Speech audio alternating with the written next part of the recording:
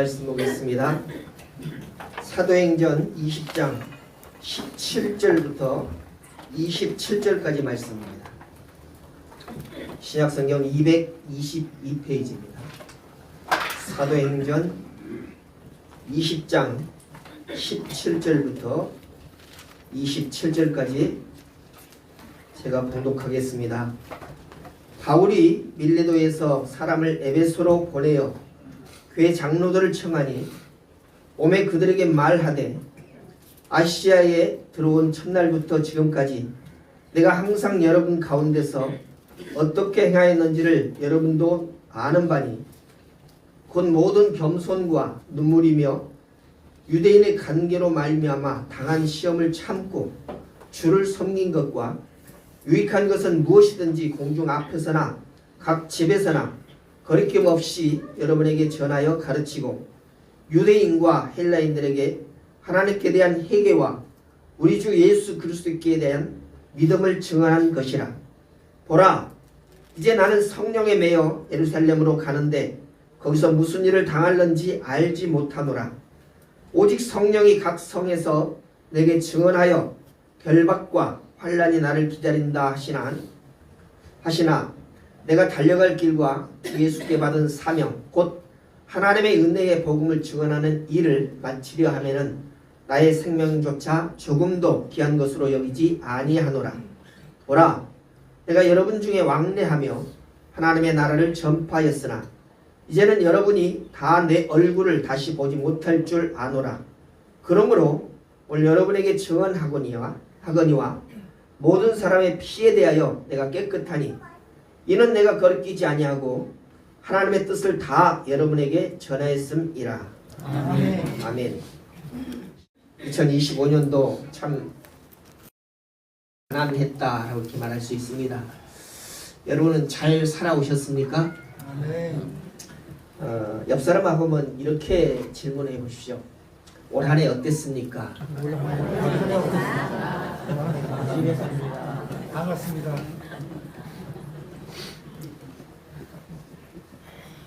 다른 사람 다 묻고 난 다음에 인제 사는 분들은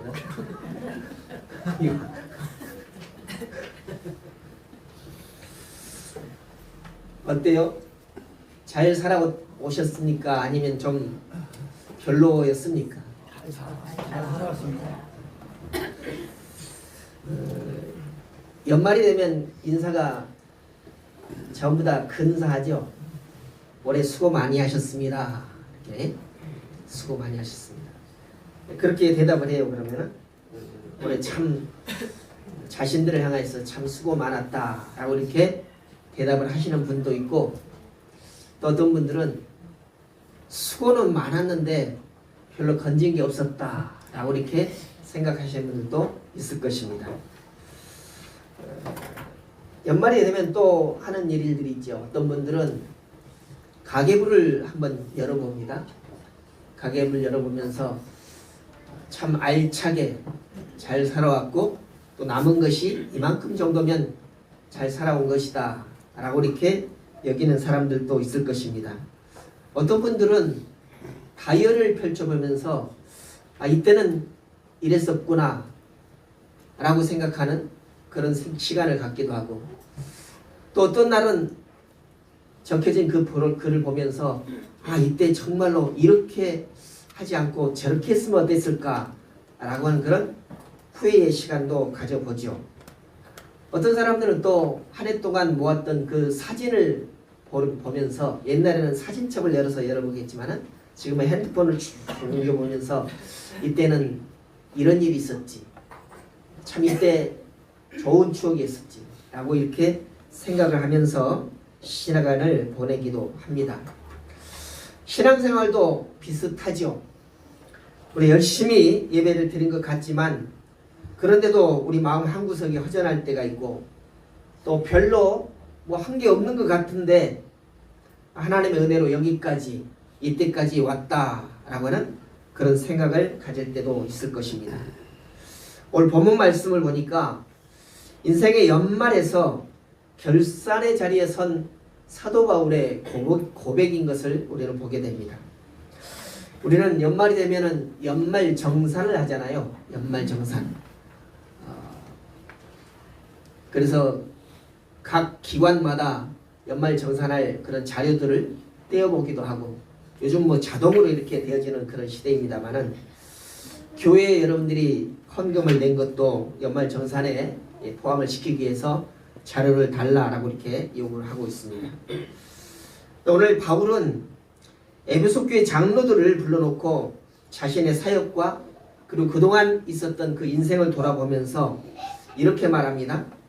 나는 어떻게 살았는가? 무엇을 위해서 달려왔는가? 오늘 송년주일에 이 말씀과 이 말씀보다 더 적합한 그런 말씀은 없는 것 같습니다. 그래서 오늘 이 말씀을 통해서 후회 없는 그런 신앙의 기준들을 다시금 점검해 보았으면 좋겠다라고 생각을 합니다. 먼저 17절부터 21절까지의 말씀 보니까 사도 바울의 사역의 내용과 또 그 중심에 무엇을 두고 살았는가를 우리에게 보여주고 있습니다. 바울 자신의 사역을 이렇게 요약을 합니다. 18절에 내가 아시아에서 들어온 첫날부터 지금까지 항상 여러분 가운데서 어떻게 해야 했는지를 여러분도 아는 바니 라고 말씀합니다. 여러분도 아는 바니, 여러분도 아는 바니. 그러니까 바울이 쭉 행하였던 그런 일들을 바울 혼자만 아는 것이 아니라 그와 함께 사역을 했던, 또 그의 사역을 통하여서 전함을 받았던 모든 사람들이 그 일들을 다 알고 있다라고 이렇게 말하고 있는 것입니다. 그러니까 바울의 사역은, 또 바울의 신앙은 숨겨진 신앙이 아니라 다 드러나는 그런 신앙이고 다 드러나는 사역이었다는 것이죠. 그러면서 그는 이렇게 말합니다. 그는 어디를 가든지 누구를 만나든지 사역을 행할 때에 그 사역의 중심이 무엇이었는가 보니까 예수 그리스도였다는 것입니다. 예수 그리스도를 말하고 예수 그리스도를 증거하고 예수 그리스도에 대한 설득을 하고, 그런 일들이 바로 사도 바울의 신앙이고 사도 바울의 사역이었다라고 이렇게 고백하고 있습니다. 그는 유대인을 만날 때에도, 헬라인을 만날 때에도, 로마 사람들을 만날 때에도 언제나 그 언어의 중심, 그 말의 중심, 그 생각의 중심은 항상 예수 그리스도였다는 것입니다. 그는 예수 그리스도가 빠진 말이 없었다는 것이죠. 일상적으로 너 요즘 어때? 사는 게 어때? 너 영업하는 것이 어때? 라고 하는 그런 말을 전혀 사용하지 않았다는 것입니다. 모든 언어의 중심에 전부 다 예수 그리스도가 있었다라고 하는 그런 고백을 하고 있는 것이죠. 그래서 이 사도 바울의 사역의 내용에는 크게 두 가지로 이렇게 나눠볼 수 있습니다. 첫째는 사역의 내용이 무엇이냐? 예수 그리스도라는 것이죠. 그리고 사역의 중심이 무엇이냐? 예수 그리스도라는 것입니다. 방향성은 다른 두 개로 나눠지지만 그러나 그 중심에는 항상 예수 그리스도가 있었다라고 하는 그런 고백을 하고 있는 것입니다. 그래서 사도 바울은 20절에서 이렇게 말하죠. 유익한 것은 무엇이든지 공중 앞에서나 각 집에서나 꺼리끼지 아니하고 전하였다. 이렇게 말씀합니다. 각 개인을 만나든지 어떤 공동체를 만나든지 여러 사람 가운데 있든지 항상 예수 그리스도를 전했다라고 이렇게 말하고 있습니다. 그러니까 예수님에 대한 그런 말이라고 한다면은 어디에서나 빠지지 않냐고, 누구에게나 가리지 않냐고 계속적으로 예수 그리스도를 전했다라고 하는 그런 말인 것이죠. 그런데 놀라운 것은 이 모든 사역을 바울이 겸손과 눈물로 했다라고 이렇게 고백하고 있습니다. 여러분, 예수를 전하는데 어떤 사람은 잘 받아들이는 사람이 있고요. 어떤 사람은 반항을 하는 사람이 있을 것입니다. 어떤 사람은 돌팔매질을 하는 그런 사람도 있을 것입니다. 근데 사도 바울은 그런 여러 가지 각색의 사람들이 있지만은 가리지 아니하고 언제든지 예수 그리스도에 대해서 얘기했다는 것입니다. 그러니까 그 사람들에게 말씀을 전할 때, 그 사람을 대할 때 각양각색의 어떤 반응이 오겠지 않습니까? 그런데 그 반응이 뭐였느냐? 겸손과 눈물로 그 반응에 대응을 했다는 것입니다. 자기에게 욕을 해도, 자기를 아주 낮게 천한 사람으로 대할지라도 고압적인 그런 자세가 아니라 겸손한 마음을 가지고, 어떤 사람에 대해서는 눈물을 흘려가면서 대했다라고 하는 것입니다. 우리가 생각하기에 그는 대사도였습니다. 그러나 그것에 대해서 잘난 척하지 아니하고, 또 그가 그 사역을 통해서 많은 열매를 맺었지만은 교만하지 않았다는 것입니다. 왠가 하니까 그의 사역 모든 중심에는 예수 그리스도가 있었기 때문인 것입니다. 예수 그리스도도 이 땅에 살아가면서 사역을 하는 동안에 절대로 교만하지 않았습니다. 자기가 잘난 체하지 않았습니다. 오직 그는 하나님이심에도 불구하고 아버지 하나님의 말씀을 들은 그대로, 아버지 하나님의 명령을 들은 그대로만 행했다라고 이렇게 고백하잖아요. 그래서 그는 모든 사역자들의 본이 되어야 한다는 것입니다. 그런데 오늘 사도 바울이 그 예수 그리스도를 본받아서 사역을 하기 때문에 자기 의지대로, 자기 뜻대로 한 것이 아니라 예수 그리스도가 행한 그대로 했기 때문에 교만하지 아니하고 겸손할 수 있었다는 것입니다. 고압적이지 아니하고 낮은 데 처할 수 있었다는 것이죠. 자기를 자랑하지 아니하고 자기를 드러내지 않았다는 것입니다. 성도 여러분, 우리가 살아온 한 해를 돌아보면서 우리에게 이렇게 질문해 보았으면 좋겠습니다. 내가 열심히 일했고, 내가 열심히 신앙생활 했는데 그 중심에 과연 예수 그리스도가 있었는가? 우리 삶의 중심에 예수 그리스도가 있었는가? 우리 자신들에게 한번 그렇게 물어봅시다. 너의 삶에 예수 그리스도가 있었느냐? 내가 수고하고 애쓰는 그 삶의 중심에 정말로 주님을 드러내고자 하는 그런 방향성이 있었는가? 나 자신을 드러내고 싶은 그런 마음은 없었는지 한번 생각해 보자는 것입니다. 우리 삶을 살아갈 때 열심히 사는 것 중요합니다. 땀 흘려서 일하는 것 중요해요. 그러나 그보다 더 중요한 것은 내가 무엇을 중심으로 사느냐가 정말로 중요하다는 것이죠. 내 심령 가운데 예수 그리스도를 품고 살아가는 것, 이것이 무엇보다도 중요하다는 것을 우리는 알아야 한다는 것입니다. 두 번째로는 사명의 이유와 결과가 무엇이냐는 것이죠. 무엇 때문에 그렇게 사명을 감당을 하고 또 그렇게 감당한 그 사명의 결과는 무엇이어야 하느냐라고 이렇게 사도 바울이 우리에게 말하고 있습니다. 22절부터 24절까지의 말씀입니다. 자, 앞으로 가는 그 길에 대해서 이야기해요. 22절입니다. 보라, 이제 나는 성령에 매여 예루살렘으로 가는데 거기서 무슨 일을 당하는지 알지 못하노라. 그 아시아 지역을 이렇게 전도 여행을 하다가 예루살렘으로 가야 한다는 그런 방향을 말하고 있습니다. 근데 예루살렘에 가서 어떤 일이 일어날지 모른다는 것입니다. 근데 그 자의에 의해서 내가 예루살렘에 가고 싶어서 가는 것이 아니라 성령의 이끌림을 받아서 간다라고 이렇게 말하고 있습니다. 이 사도행전 21장이면 거의 마지막 부분으로 오지 않습니까? 사도들의 마지막 그런 행적들을 말하고 있는데 사도 바울의 그 사역에서도 거의 마지막 부분을 말하고 있습니다. 여러분, 우리가 알고 있듯이 사도 바울의 마지막은 어느 방향을 향하여서 갑니까? 노마를 향하여서 가잖아요. 노마를 향하여서 가는데 그 당시에 세계의 중심은 노마다라고 이렇게 얘기해졌습니다. 근데 그러면은 바울이 그 노마를 향하여서 가는데 나도 한번 노마에 가서 정치를 한번 해보겠다, 이런 마음을 가지고 갔습니까? 아니잖아요. 죽으면 죽으리라고 하는, 다시 말해서 그 노마의 정치 세계의 중심으로 들어가서 내가 그 정치하는 사람들에게 말씀을 전하고 싶다라고 하는 그런 마음을 가지고 가는 그런 길이었습니다. 그런데 그곳으로 향하기 전에 먼저 예루살렘을 향하여서 나간다는 것이죠. 그러면 그런 방향성을 가지고 나갈 때 예루살렘에 가면 어떤 일이 있을 것이다 라고 하는 것을 추측을 할 수가 있어요. 그런데 사도 바울은 거기에서 어떤 일이 일어날지 아무도 모른다. 나도 모른다라고 하는 것입니다. 나도 모른다라고 하는 것은 예감으로는 알 수 있지만은 정확하게는 어떤 일이 일어날지 모른다는 거예요. 그러나 좋은 일이 일어날 것은 아니라는 것이죠. 힘든 일, 어려운 일이 있을 것이라는 것을 예감할 수 있다는 것입니다.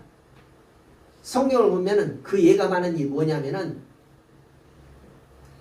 정치인들에게 그리고 유대교의 지도자들에게 잡히는 것을 말합니다. 잡혀서 죄인이 되어서 로마로 압송되어지는 그런 일들이 일어나게 된다는 것이죠. 그럼에도 불구하고 우리 생각에는 그런 일들이 일어날 것이다라고 예측이 되어지면 가겠어요? 안 가겠어요? 안 가는 것이 상책이라고 하잖아요. 상책. 그런데도 사도 바울은 성령에 매여서 성령의 이끌림을 받아서 예루살렘으로 간다라고 이렇게 고백하고 있습니다. 어쩌면 결박과 환란이 나를 기다릴 것이다 라고 하는 그런 예측이 있었을 것입니다. 여러분, 연말이 되면 보통 내년에 대해서 우리는 기대감을 품잖아요. 또 추측을 하잖아요. 여러분 내년의 삶은 어떨 것 같아요? 여러분의 내년 삶은 어떨 것 같습니까?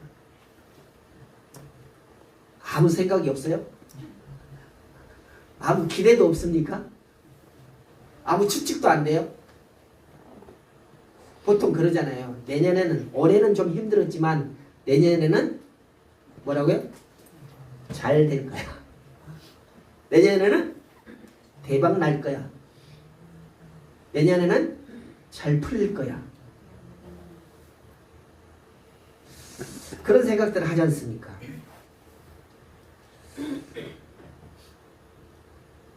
다들 그렇게는 생각을 안 하죠. 어떤 사람은 올해도 힘들었지만 내년에는 더 힘들 거야 라고 생각을 하는 분들도 있겠죠.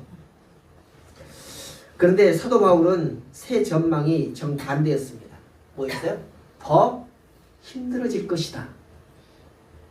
내게 환난과 고난이 있게 될 것이다 라고 이렇게 생각을 하고 있다는 것입니다.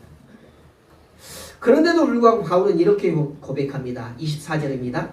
내가 달려갈 길과 주 예수께 받은 사명 곧 하나님의 은혜의 복음을 증언하는 일을 마치게 하면은 나의 생명조차 조금도 귀한 것으로 여기지 아니하노라. 이렇게 옵니다. 자기의 미래가 예측이 되어지는데 그럼에도 불구하고 자기에게 맡겨진 그 사명을, 그 사역을 놓지 않겠다는 것입니다. 그것이 내가 주께로 달려가는 그 길이다 라고 이렇게 고백하고 있죠. 그래서 그 일을 감당하는데 내가 고난을 받는다 할지라도, 시민은 내 생명이 끊어진다 할지라도 결단코 멈추지 않겠다라고 이렇게 결단하고 있는 것입니다. 이런 결단과 이런 고백이 가능한 이유가 무엇일까? 또 생각해 보시죠. 왜 그랬을까요? 왜 내 생명이 위험해진다 할지라도 그 위험을 무릅쓰고 그 일을 행하겠다라고 고백할 수 있었을까요? 아까도 말씀드렸듯이 바울의 삶에는 그 중심에 무엇이 있었다고요? 예수 그리스도. 그렇듯이 내년도의 삶도, 미래의 삶도 여전히 그 중심에는 예수 그리스도가 있다라고 하는 그런 고백인 것입니다. 예수 그리스도가 있기 때문에 내 생명조차 위험한 그런 상황이 온다 할지라도 내게 맡긴 그 사명을 취소하지 않겠다 라고 이렇게 말하는 것이죠. 바울은 그 결과를 누리고자 하는 그런 마음이 없었어요. 내가 사역을 잘 감당하면 좋은 결과가 나올 것이다. 그 결과가 보여진다는 것이죠. 근데 그 결과를 누리고 싶은 그런 마음이 없다는 것입니다. 그러면 바울의 마음은 뭐냐? 온전히 내게 맡겨진 그 사명을 완주하는 것에 만족한다는 것이죠. 내가 힘들든지 내가 고난을 받든지 내가 죽임을 당하든지 어찌됐든 내게 맡겨진 그 사명을 완수하는 것이 내게 맡겨진 것이다 라고 이렇게 말하고 있다는 것입니다. 우리는 보통 그러잖아요. 땀 흘려 일하면 그 땀 흘림이 얼마 정도진 간에 그거에 대한 결과가 이랬으면 좋겠다는 것, 이게 우리 솔직한 마음 아닙니까? 내가 힘든 만큼 결과가 좋았으면 좋겠다는 것이 솔직한 우리의 마음이잖아요. 근데 사도 바울은 그 결과에 대해서는 별로 중요시하는 게 아니라 그 결과에 대해서 목을 매놓지 않았다는 것입니다. 자기 자신에게 맡겨진 그 사명을 완수하는 데에 온 몸과 온 마음을 바쳤다는 것이죠. 그러니까 예수 그리스도가 목적일 때는 그 사명은 절대로 종결이 아니라 은퇴가 있을 수 없다는 것입니다. 자기 생명이 하는 날까지 그 사명을 완수하고 그 사명을 이루는 데만 목적이 있을 수 있다는 것입니다. 여러분, 이런 마음을 가지고 사역을 했던 사도 바울을 닮고 싶은 그런 마음이 없으십니까? 나도 그런 마음을 가지고 그런 믿음을 가지고 살았으면 좋겠다 라고 하는 그런 마음을 가짐이 오늘 마지막 주일을 보내면서 우리에게도 있었으면 좋겠습니다. 세 번째로는 진실과 청결의 기준이 무엇이냐. 바울이 다른 사람에게 있어서 또 자신에게 있어서 자기를 속이지 아니하고 올곧게 진심으로 그렇게 살아갈 수 있었던 기준이 무엇이냐 보니까 거기에도 마찬가지로 예수 그리스도라는 것입니다. 이제 사도 바울은 에베소에 있는 장로들과 작별을 구합니다. 25절입니다. 이제는 여러분이 다시는 내 얼굴을 보지 못할 줄 안다 이렇게 말해요. 우리는 아는 사람이면 늘 다시 한번 만나기를 고대하잖아요.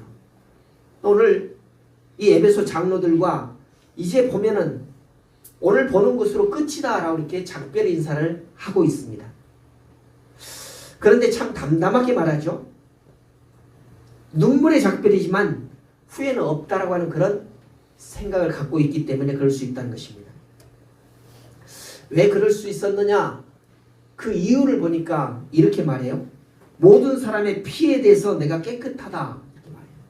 모든 사람의 피에 대해서 내가 깨끗하다.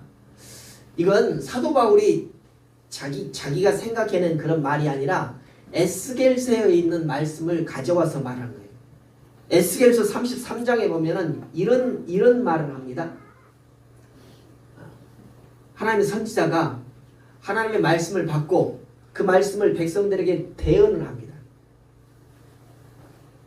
근데 선지자가 이 말씀은 정말로 중요한 말씀이니까 내가 좋아하는 사람들에게만 전하겠다 라고 생각을 가지고 말씀을 전하는 것이 아니라 나와 좋은 관계를 맺었던, 나와 적대적인 관계를 맺었던 누구에게나 다 그 말씀을 전한다는 것이죠. 그것이 하나님의 뜻이고 또 하나님의 뜻을 받은 나의 마음도 그렇다는 것입니다.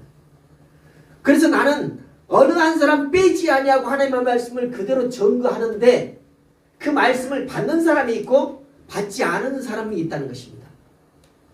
예를 들자면은 하나님께서 비를 내리시는데 비를 내리실 때에 하나님을 온전하게 믿는 사람들에게만 비를 내리시고 그 믿는 사람들의 밭에만 비를 내리고 믿지 않는 사람들의 밭에는 내리지 않느냐? 아니라는 것이죠.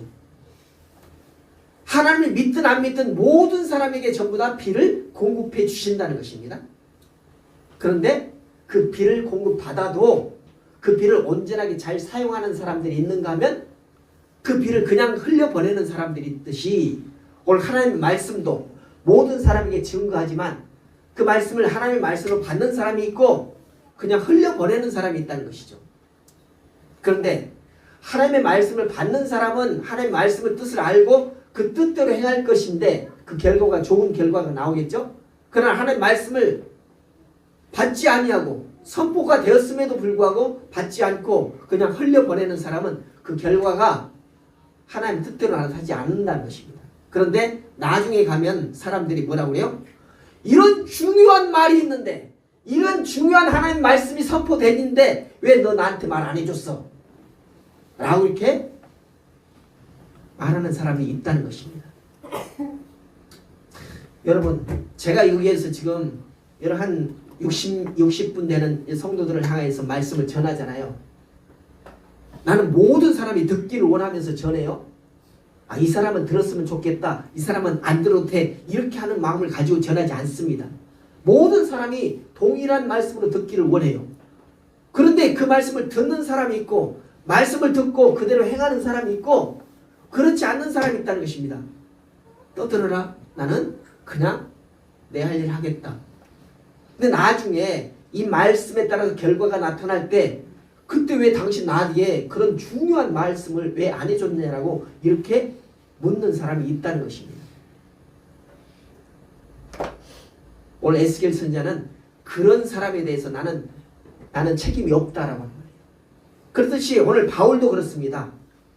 내가 사람의 피에 대해서 내가 깨끗하다, 청결하다라고 이렇게 말하는 것은, 내가 말씀을 증거하는 것은 어떤 특정한 사람에게만 전한 것이 아니라 모두에게 전한 것이다. 이 말씀은 누구에게나 다 하나님의 말씀이고 하나님의 뜻을 전하는 것이다. 근데 받는 사람에 따라서 하나님의 말씀으로 받기도 하고 어떤 사람은 사람의 말로 받기도 한다. 그러니 그 사람들이 어떤 결과를 나타내든 나에게 어떤 반항을 한다거나 나에게 어떤 책임을 돌려도 나는 하등의 책임이 없다는 것입니다. 그 책임은 누구에게 있다고요? 받는 사람에게 있다는 것입니다.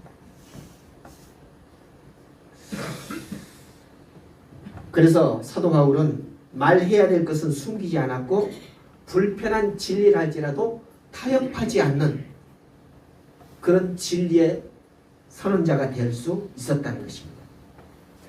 그러면서 바울은 내면은 진실했고 청결했다 라고 하는 것이죠. 사랑하는 성도 여러분, 송년은 정리의 시간이라고 이렇게 말할 수 있습니다. 정리의 시간. 지금까지 내가 살아온 1년 동안 또는 그 전부터서도 내가 정말로 하나님의 사람이라고, 하나님의 백성이라고, 또 하나님께서 내주신 성도라고 하는 그런 호칭을 가지고, 이름을 가지고 살았는데 정말 그 이름에 걸맞는 삶을 살았는지 그렇지 못했는지를 정리하는 시간이 바로 송년의 시간이라는 것입니다. 옛날에 우리는 망년이라고 해요. 망년은 뭐예요? 과거를 잊어버리자, 버리자라고 하는 그런 뜻에서 망년이라고 하는데 아니라는 것입니다. 송년, 이것을 보내는데 내가 어떻게 살아왔는지를 다시 한번 되새기면서, 잘한 것은 계속 그대로 잘하고 잘못된 것은 잘하도록 고치자라고 하는 그런 뜻이라는 것이죠. 오늘 신앙도 마찬가지라는 것입니다. 내가 2025년도를 신앙하면서 잘 살아왔는지, 신앙을 잘 해왔는지, 잘못해왔는지 돌아보면서 내 신앙을 다시 한번 새롭게 궤도를 고쳐보자 라고 하는 시간이 바로 오늘 이 시간이라는 것입니다. 그래서 버려야 할 것은 버리고 계승해야 될 것은 계승하는 것. 신앙은 나 개인적인 것이지만 또한 주변을 바라보아야 하는 것입니다.